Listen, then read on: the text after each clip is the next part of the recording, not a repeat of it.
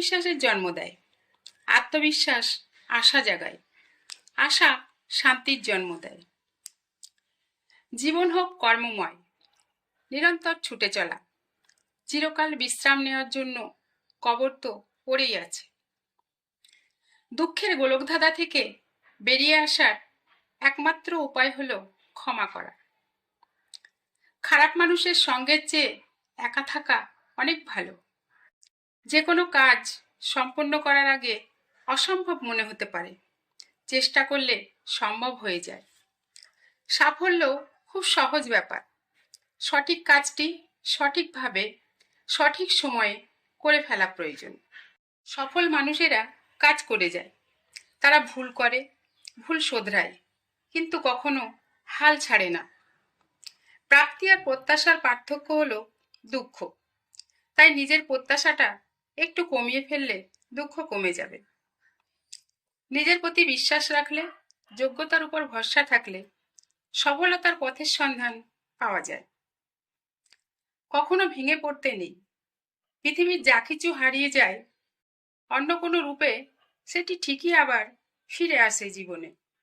হ্যাঁ এবং না কথা দুটো সবচেয়ে পুরনো এবং সবচেয়ে ছোট, কিন্তু এ কথা দুটো বলতেই বেশি ভাবতে হয়। নিজেকে বদলাতে শিখলে ভাগ্য নিজেই বদলে যাবে।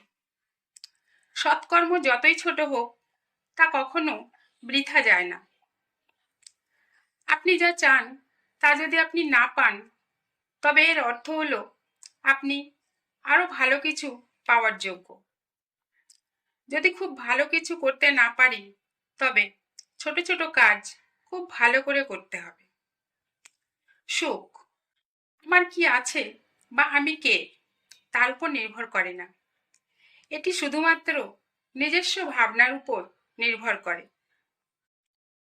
যুদ্ধের সবচেয়ে সেরা কৌশল হলো লড়াই করা ছাড়াই শত্রুকে পরাজিত করতে পারা।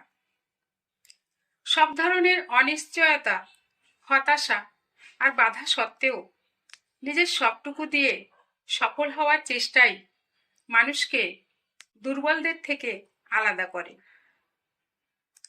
সততা হলো জ্ঞানী হওয়ার বইয়ের প্রথম অধ্যায়। সুখী জীবনের জন্য খুব অল্প কিছুর প্রয়োজন। এটা নিজের মধ্যেই আছে। এটা হলো নিজস্ব ভাবনার ধরন। হাজার মাইলের যাত্রা শুরু হয় একটি মাত্র পদক্ষেপের মধ্য দিয়ে।